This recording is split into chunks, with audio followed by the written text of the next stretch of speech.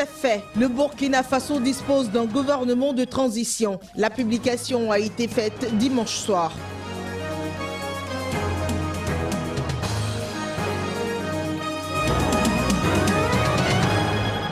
Pertes en vies humaines, disparitions et d'importants dégâts matériels, c'est la résultante des intempéries survenues au Maroc le week-end écoulé.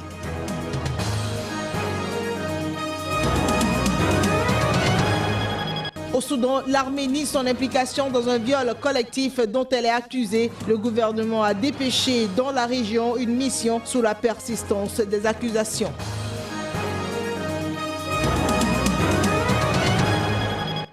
Mesdames et messieurs, bonjour et bienvenue dans cette édition que j'ai la joie de vous présenter. On démarre par le Burkina. On connaît enfin la composition du gouvernement de transition. Après plusieurs jours d'intenses tractations, l'ancien homme fort devenu Premier ministre a formé son équipe. Principale particularité, ce sont des militaires qui sont positionnés aux commandes de l'armée et de la police. Le gouvernement du Burkina Faso est composé ainsi qu'il suit. Ministre de la Justice, des Droits humains et de la Promotion civique, garde des Sceaux, Madame Joséphine Ouedraogo. Ministre de l'Administration territoriale, de la décentralisation et de la sécurité, Monsieur Auguste Denise Bari. Ministre de l'Économie et des Finances, Monsieur Jean-Gustave Sanon. Ministre des Mines et de l'Énergie, Monsieur Boubacar Ba. Ministre de l'Agriculture, des Ressources hydrauliques, de l'Assainissement et de la Sécurité alimentaire, M. François Lompo. Ministre de l'Industrie, du Commerce et de l'Artisanat, M. Hippolyte Da. Ministre de la Communication, chargé des relations avec le Conseil national de la transition, porte-parole du gouvernement, M. T. Frédéric A. K. Nikiema. Ministre de la Culture et du Tourisme, M. Adama Sagnon. Ministre des Infrastructures, du Désenclavement et des Transports, M. Moumouni Guigemde. Ministre de la Santé, M. Amédée Prosper Djigemde. Ministre de l'Habitat et de l'Urbanisme, M. René Bagoro. Ministre des Enseignements secondaires et supérieurs, M. Filiga Michel Sawadogo, ministre de l'Éducation nationale et de l'alphabétisation, M. Samandou Koulibaly, ministre de la Fonction publique, du Travail et de la Sécurité sociale, M. Augustin Loada, ministre de la Recherche scientifique et de l'Innovation, M. Jean-Noël Poda, ministre de l'Environnement et des Ressources halieutiques, M. Saïdou Maïga, ministre de la Jeunesse, de la Formation professionnelle et de l'Emploi, M. Salifou Dembélé, ministre des Ressources animales, M. Jean-Paul Rwamba, ministre du Développement de l'économie numérique et des postes, M. Nebila Amadou Yaro, ministre des Sports et des Loisirs, M. David Cabré, ministre de l'Action sociale et de la solidarité nationale, Mme Nicole Angéline Zan Yelemou, ministre de la Promotion de la Femme et du Genre, Mme Bibiane Ouedraogo Boni, ministre délégué auprès du ministre des Affaires étrangères et de la coopération régionale, chargé de la coopération régionale, M. Bedializoun Moussa Nebié, ministre délégué auprès du ministre de l'Économie et des Finances, chargé du budget, Mme Aminata Bambara Dil. Restons au Burkina Faso pour vous parler du mouvement Balai Citoyen. Leur logo, un point fermé sur un balai. Ils étaient omniprésents dans les manifestations contre Blaise Compaoré. Après la chute de l'ancien président et la mise en place des dirigeants de la transition, le mouvement Balai Citoyen reste vigilant au Burkina Faso. Même si leur statut ne leur permet pas de participer à la gestion de la chose publique, les leaders du groupe mettent en garde contre toute déviation. À l'origine du collectif Un Reggaeman à succès, Karim Sama, son nom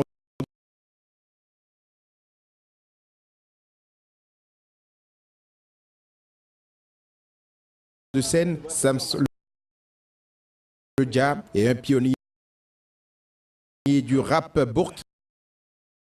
burkinabé, Serge Bambara, Smoky, tous de 43 ans, tire à boulet rouge sur l'ex-chef de l'État.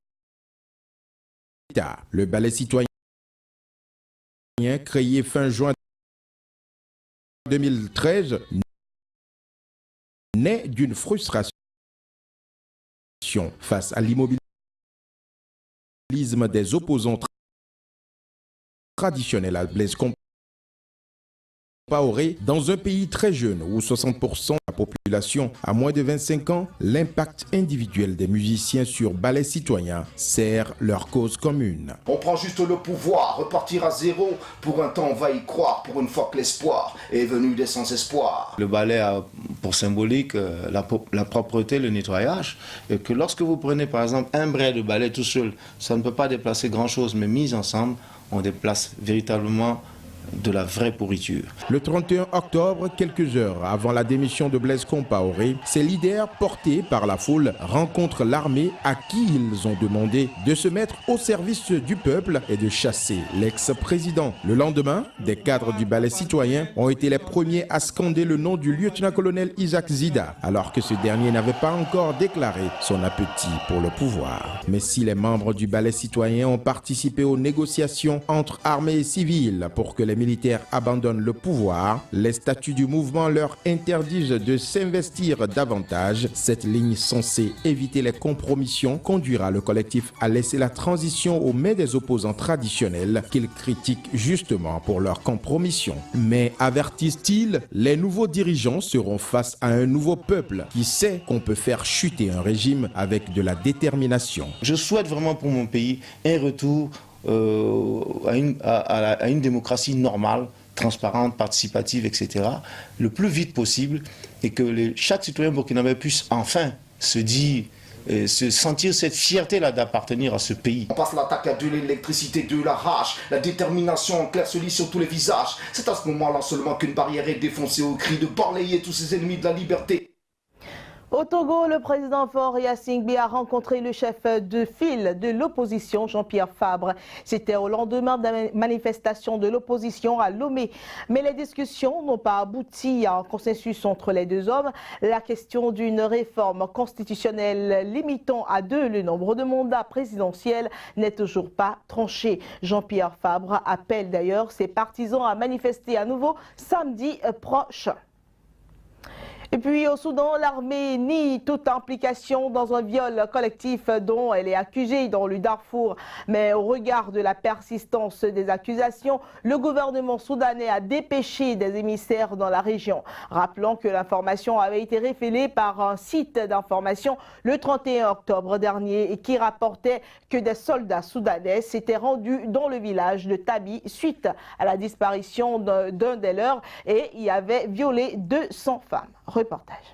Le ministère soudanais des Affaires étrangères a convié la mission conjointe ONU-Union africaine de préparer sa stratégie de retrait. La mission censée empêcher les combats et protéger les civils dans le Darfour est au cœur d'une polémique. Celle ayant trait aux accusations de viol massif dans un village du Darfour Sud porté contre l'armée soudanaise. À en croire Khartoum, les enquêtes sur les viols présumés à Tabi au sud du Soudan que l'ONU veut mener ont pour objectif d'humilier le Soudan. Si l'on s'en tient à un rapport confidentiel de la MINUAD, l'armée se serait livrée à des intimidations dans le village. Mais avant, le 4 novembre, la mission conjointe MINUAD n'avait pas été autorisée à entrer dans ce village. Retournée 5 jours plus tard, plus aucune preuve de viol collectif ne s'y trouvait. Khartoum a refusé les demandes de la MINUAD de retourner sur les lieux pour poursuivre son enquête. Notons que la mission de la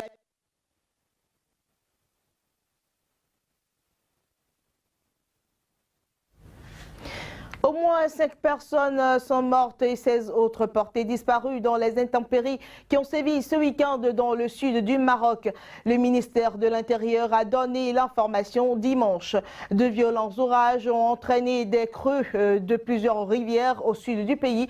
Les autorités cherchent activement les personnes portées disparues. Ces intempéries étaient toujours en cours dimanche en fin de journée et un bulletin d'alerte reste en vigueur jusqu'à ce lundi midi selon selon la météorologie nationale. Si l'intensité de ces précipitations est exceptionnelle, les intempéries et crues ne sont pas rares. Au Maroc, où 4 enfants étaient morts noyés, emportés par un oued près de Ouarzazate en septembre dernier.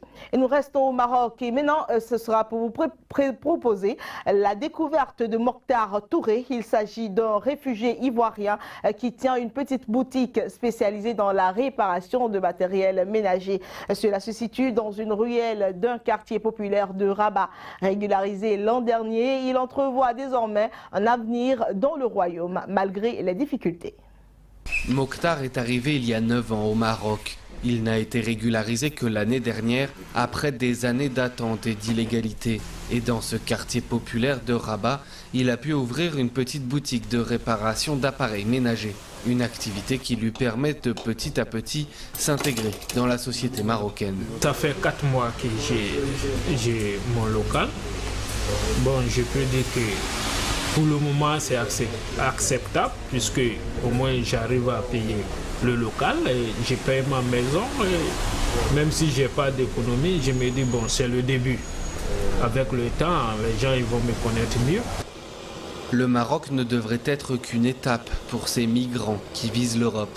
Mais face au durcissement des règles migratoires, il devient de plus en plus une terre d'accueil. 30 000 migrants se trouveraient aujourd'hui sur son sol. Et face aux critiques des ONG sur le traitement des réfugiés, les autorités marocaines ont lancé cette année un vaste plan de régularisation. Qu'un pays du Sud entame cette opération, pour moi déjà c'est un motif de satisfaction. Alors maintenant c'est que le début, parce que c'est pas parce qu'on a des papiers que le processus d'insertion dans une société est réglé d'un coup de baguette magique. Serge Gnako est arrivé il y a 5 ans. Cet universitaire ivoirien, père d'un bébé d'1 mois, vit aujourd'hui en donnant des cours de français. Et pour lui, la situation a changé depuis ses premiers pas dans le royaume. Au départ, c'était difficile pour un migrant d'aller se faire soigner. C'était très difficile. C'était difficile aussi pour les enfants des migrants de s'inscrire dans des écoles. Aujourd'hui, on sent qu'il y a un changement. L'obtention de la carte de séjour ne signifie pourtant pas que l'intégration sera facile, ni que ces réfugiés abandonneront toute idée de rejoindre l'Europe, dans un pays où l'économie tourne au ralenti et où le chômage des jeunes frôle les 30%. Du Maroc, cap sur les États-Unis pour découvrir une véritable star de l'Internet. Le chat est devenu le tatouage à la mode.